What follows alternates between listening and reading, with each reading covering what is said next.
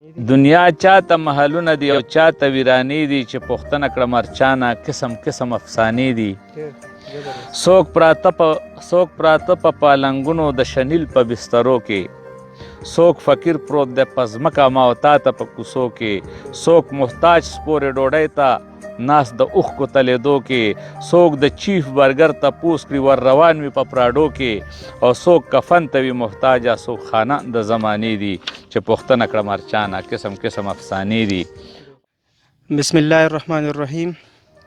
ګرانو مینوالو، مشرانو او کشرانو، ورونو او خویندو، السلام علیکم ورحمت الله وبرکاته. د پیښور ګړي فیض الله باغوانانو حسني کمر نه عبدالواحد خاکسار خبرې کوم. امید لرم چې روغ جوړ او خوشحاله وئ. شاعر یوسف جان غمزده صاحب د جنکول د مدوخیلو کلی دی. نن یوسف جان غمزده صاحب د خپل شاعرۍ په آینه کې صفا هر چاته ښکاري. د دې ملاقات وکړو تاسو سره او څه به ترېنه هم واورو. نو ملاقات به شروع به هم موږ د دوی د یو څو شعرونو وکړو. ربه دا څه امتحانونو کې یم بخښنه نشته چې رضا دې نه کړم، یا بچ کوه مې د ګناه نه ربه، یا مې ماشوم کړه چې پروا دې نه کړم. غمزده صاحب دا راته چې تاسو د شاعري کله نه شروع کړې ده او دا شوق مو څنګه راوچت شو؟ په څه وجه تاسو دا شاعري شروع؟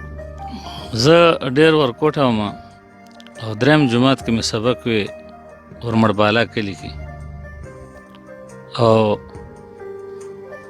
ډېر ورکوټه وم او ما به شعرونه په کاپو کې لیکلو او استادانو ډېر زیات والم او استادانو به والم خو بس بیا به زه نه منې کېدم خامخا کاپۍ به مې د شعرونو نه ډکې کې. نو تقریبا زما دا زوی مې چې دی پوه شې راسره چې کوم کېناستو دې عمر کې وم زه چې پوه شې شاعري ما لیکله. خو دا چې مزاحیه به مې لیکله، کله په خور پسې لګیا وه، کله په مور پسې لګیا وه، کله په پلار پسې لګیا وه، پوه شې وال به مې هم پکې وخوړو. خو بهرحال وخت تېرېدو سره سره چې کوم ده پوه شې چې رازلمی شوم نو بیا چې کوم ده نو لکه خیالات بدلېدو نو عاشقانه انداز مو اختیار کړلو پوه شې او بیا په هغې کې چې کوم ده مشغول څه لیک څه کتابونه وغیره یا څه دې باره کې خپل مینوال ته وایي چې دوی ته پته ولیکي؟ او جی د ډېرې مودې خبره شوه چې زه کراچۍ کې وم نو ما لکه روزګار دپاره ما مازده چلوله، د سورلو مازده به مې چلوله او لیکوال وم د پښتو ادبي ټولنې سره وم په اتفاق پښتو ادبي ټولنه په فرنټیر کالونۍ کې هغې ته بتلم. ډېر ښه ملګري وو د هغې سره د ما چې کوم د پوښې ډېر زیاته چې د پوښې سوچ سمج په ځای شولو خیال مې هم ډېر ښه شو. بهرحال هلته کې چې کوم د پوښې د ما یو شاګرد و پوښې رحیمګل شمال صاحب چې هغه ډېر زیات چې د پوښې زما شعرونه ډېر زیات خوښ وو. هغه به د ما نه کاپۍ وړله او چاپ کوله به نو یو 3 کتابه خو مو داسې طریقې سره چاپ کړي دي چې بس هغه به کاپۍ رانه یوړله ما صبر وکړه صبر به نه کولو خو کتاب به چاپ کړه او بنډلې به راته راوړلې. نو یو پیله کتاب د اور تڼا کې چاپ شوی او بیا چې کوم د بېنوا کچکول بیا د سپوږمۍ یاري دلته چې اوس کلي ته راغلي وو نو دلته کې چې د پوښې یو د تره زوی مې د ملک داور خان هغه وی چې یاره که د ما دا نوم پکې چې د پوښې راشي نو یو کتاب ما په نوم باندې چاپ شي نو ما چاپ وکړو پوښې نو بیا یو داورباغ کتاب مې هم چاپ کړو. نو ټوټل تقریبا 4 کتاب هم چاپ کړي دي خو هغه 3 خو چې کوم د بیخي ختم شوي دي ځکه چې پوښې ډېره بودا وشوله پوښې او خلکو واغستلو پوښې خو د وخت سره سره انسان باندې دا لږ مالي حالات هم کمزوری وي نو دا چاپ کول هم پیسې غواړي او نو بس یو ډرایور سړی به چې د پوښې څه دوباره خپل کتابونه چاپ کړي که نه. اوس یو کتاب ما لیکلی دی چې 475 کلامونه دي پکې او ډېر غټ کتاب دی چې هغه چې د پوښې دا زه داسې مینوالو ته وښیم اوس دا یا چاپ شوی نه دی او تقریبا 475 کلامونه دي دا ګوره ده که نه. نو غریبي ده چاپ کولی زه شم نه د انځر ګل نوم مې پې باندې ایښی دی پوه شوې نو وس مې وشي نو انشاءالله تعالی دا به چاپ کوو خو فی الحال چې تشه لاسه ته بې دشمني. غمزده صاحب دې نه پس نن سبا خو د شاعران نوی کل ډېره زیاته شاعري کوي نو تاسو به دوی ته څه پیغام ورکول وایي چې دې مستقبل کې څنګه شاعري وکړي د میدان کې به څنګه مخکې ځي؟ او د نوي کل شاعرانو ادیبانو صاحبانو ته د ما دا درخواست دی چې اول ورته ډېر داد ورکوم چې ښه مو وکړو چې تاسو په دې نقش قدم راغلی پوه شئ د ادب په لاره باندې. خو د شاعر مطلب څه وي؟ د شاعر مطلب دا وي چې بل ته یو خبره رسول په ښه انداز سره. که چېرته مونږ په شاعرۍ کې یو سړي ته داسې خبره ور رسو چې هغه باندې هغه شاعري بده ولګي، نو چې هغه بده ولګي که نه نو هغه د شاعر کمزوري وي. ولې چې شاعر یې کمزوری وي. نو مهرباني وکئ چې داسې شاعري وکئ. که څوک وایي چې یاره عاشقانه عشقي وینا نه ده پکار، نه عشقي مو لیکئ، هر څه ولیکئ، دنیایي مو لیکئ، روحاني مو لیکئ، خو داسې شاعري وکئ چې زنانه یې هم واوري، بوډاګانې هم واوري، مشران واوري او کشران هم واوري او څه مطلب ته حاصلېږي. نو مهرباني وکئ چې لکه سپکه شاعري مه کوئ، درنه شاعري وکئ چې تاسو د دنیا نه لاړ شئ چې ستاسو نوم لاړ نه شي. غمزده صاحب خبرې خو مې ډېر وکړې، خو اوس مینوال به ستاسو د کلام په اورېدو په انتظار هم وي. نو مونږ د دوی د انتظار ختمو او مینوالو تاسو ته اوس مونږ د غمزده صاحب چې کوم د هغې ته دا مایک ورکوو چې هغې تاسو ته خپل یو څو خوندور شعرونه وړاندې کړي. نو اول به ته یو قطعه ووایم چې د ژوندون لمحې به ټولې یو شان نه وي، د ژوندون لمحې به ټولې یو شان نه وي، که یاري ده خو زاري هم پکې شته، او اوس تقوا مې د صفت قابله نه ده، اوس تقوا مې د صفت قابله نه ده، خامخا څه مجبوري هم پکې شته. بیا نظم دی وایي چې پړندو سترګو د امسا پتک چې کور وښایي، پړندو سترګو د امسا پتک چې کور وښایي، پښتون به اله په پښتو کې چاته زور وښایي. او تا په خپل ژوند کې ژړېدل د بېوسۍ زده کړو، ټول حرکتونه د پځان د غلامۍ زده کړو، بچی بچی د انګریز بابا مرید وګوره، او لږ خو تاریخ د خالد بن ولید وګوره، او غلی که اوس ژړېدل به درته نور وښایي، پښتون به اله په پښتو کې چاته زور وښایي. او نر خو دې څه کړې چې د ښځو د نشې جوړې دي، نر خو دې څه کړې چې د ښځو د نشې جوړې دي، اوس خو د ټچ موبایل دور تماشې جوړې دي، او پروا دې نشته خوراکونه که د ګران شولو، د عیاشۍ څیزونه ټول درته ارزان شولو، او چې بربڼ مخې په بازار کې مور او خور وښایي، پښتون به اله په پښتو کې شاته زور وښایي. نو د یو مظلوم په حال چې ستا خوله کې خندا جوړه ده، ځکه خو ظلم ته زمونږ پښتونخوا جوړه ده، او چې د حق خبره شوه د خولې نه ورکه وروره، نو خود به سنتیس کنډکټر پاتې وي له ټرکه وروره. او غمزده کله به دا خپل ضمیر پیغور وښایي، پښتون به اله په پښتو کې چاته زور وښایي. یو رباعي ده وایي چې په دنیا کې دا به څنګه محبت وي، په دنیا کې دا به څنګه محبت وي، په باطن کې چې انجام مصیبت وي، او مخ په وړاندې خپل قدم ته د سوچ وکړه، او ترې راستون شه که دا لاره د نفرت وي، او د نیکانو نیت چې وتړې نیکۍ ته، داسې وایي حرکت کې برکت وي، نو پسې لرې منډې مه وهه کمبخته، د مور پلار په خدمتونو کې جنت وي، او خپل صفت په خپله مه کوه هېڅ چاته، او پوخ سړی شي چې بل کړی صفت وي، او غمزده د داسې ژوند به څه مزه وي، او خپل ضمیر ته چې په خپله ملامت وي. غزل دی صابر صاحب وایي چې دا خزانه وه را سره چې مینه ستا پټه وه، دا خزانه وه را سره چې مینه ستا پټه وه، نن دې ښکاره کړه په زړګي کې مې ژړا پټه وه،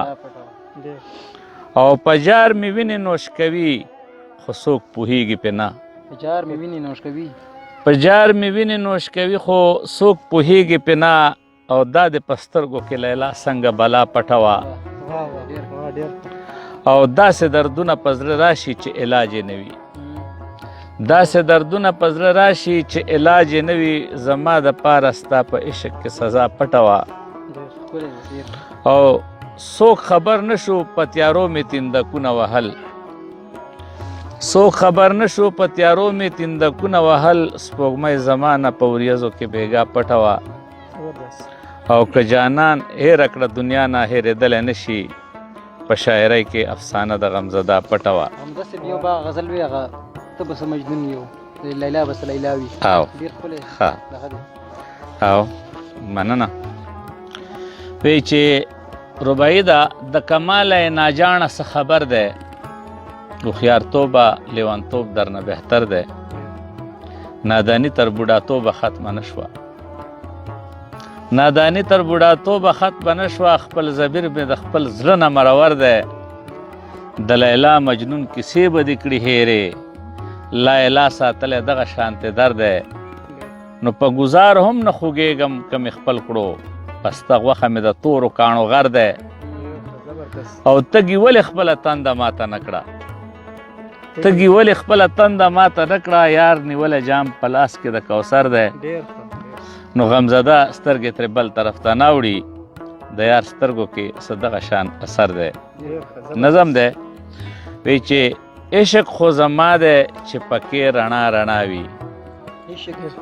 عشق خو زما دی چې پکې رڼا رڼا وي او ته به څه مجنون وي او لیلا به څه لیلا وي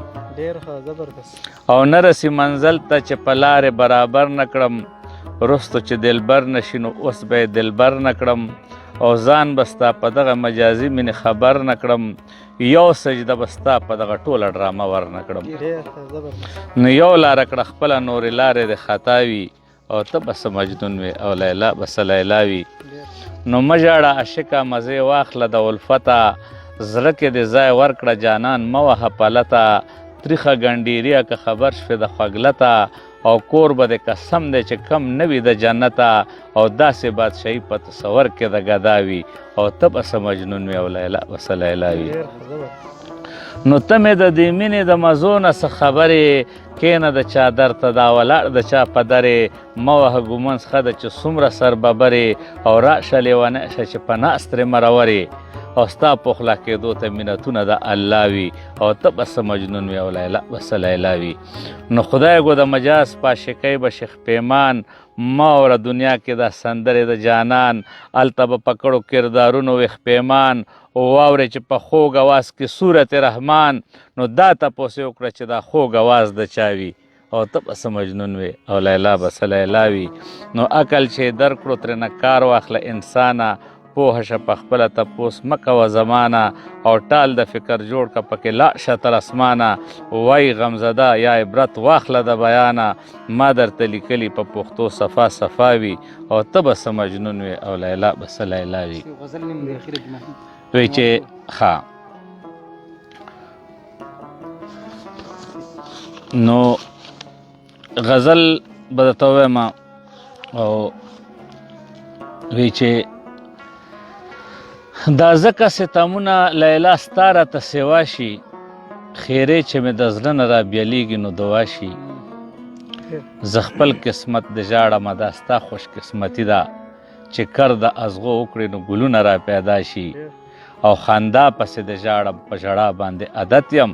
که یو ځل راته وخاندې احسان به دې په ما شي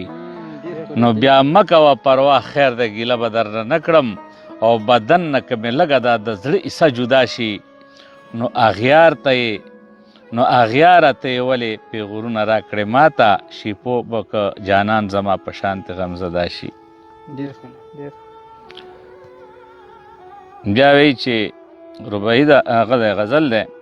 چې بد لګي په بل هغه کردار مه کوه هغه کردار مه کوه مطلب چې نه لري هغه گفتار مه کوه چې خپې دې د سبا په وایدو مخکې نه خویږي نن چاته په زبان باندې اقرار مه کوه او په زړه کې چې تیارې دې د نفرت ورته پرتې وي عادت ورته په شانتې د خپل یار مه کوه او احسان چې په بل اړوې تر ښځې وهې ځان ته خبرې د لستوڼي چمچمار مه کوه او نه جان او نه پهچان خواږه چې زیات درکړي د وروره نو ذره پرې غمزده ګوره اعتبار مه کوه نو بس د اخیره کې مینوال دپاره څه ووایه انشاءالله مرکې به نور هم کوو بیا ټیم سره نو مشاعره هم ده ښه هغې لږ هم تګ غواړي او نو بس اخیری کې ورته دا یو نظم ووایم سره د رباعي وی چې رباعي دا وی چې تصور کې دا دنیا د ځان فنا کا لږ احساس ځان کې د بل ژوندون پیدا کا پاکی راوله چې پاک ذات نه یې غواړې ځان د عقل په رڼا باندې صفا کا مایوسۍ کې لاس د بل مخې ته نیسې دین دنیا که دواړه غواړې رب رضا کا بار بار تا به معاف کوي چې معافي غواړې خو کم بخت انسان به وار په وار خطا کا هر نعمت هر مزه په مینه اخرى ناروا مزه په ځان باندې روا کا او د دنیا په بازارونو به موړ نشي د خپل وس په مطابق باندې سودا کا او مرګ خو اک د غمزده ورته خوشحال شه د ګناه جولۍ خالی په دې دنیا کا اخیری نظم به ته یې ووایم چې دنیا چاته محلونه دي او چاته ویرانې دي دنیا چاته محلونه او چاته ویرانې دي دنیا چاته محلونه دي او چاته ویرانې دي چې پوښتنه کړه مرچانه قسم قسم افسانې دي څوک پراته په پالنګونو د شنیل په بسترو کې څوک فقیر پروت دی په ځمکه ماوتا ته په کوڅو کې څوک محتاج سپورې ډوډۍ ته ناس د اوښکو تلیدو کې څوک د چیف برګر ته پوس کړي ور روان وي په پراډو کې او څوک کفن ته وي محتاجه څوک خانه د زمانې دي چې پوښتنه کړه مرچانه قسم قسم افسانې دي او څوک رنځور په اسپتال کې ډاکټران پرې نه پوهېږي اس هم نه غواړي له خدایه روغ صحت پسې جړېږي څوک د چا په ملاقات پسې لیواله ویړاندېږي څوک د یو بل په غوښو او په وینو نه مړېږي د چا کور شي جنتونه چاته جوړې جیلخانې دي چې پوښتنه کړم هر چانه قسم قسم افسانې دي بندګي د الله وکړه چې ژوندون دې په سکون شي د دنیا مینه به ژاړې چې قبلې ته دې مخستون شي سړی هغه دی کامیاب چې لا اله باندې مجنون شي او غمزده به غمجن نشي چې دغسې جنون شي پس له مرګه مې نظمونه د یادونو ترانې دي چې پوښتنه کړم هر چانه قسم قسم افسانې دي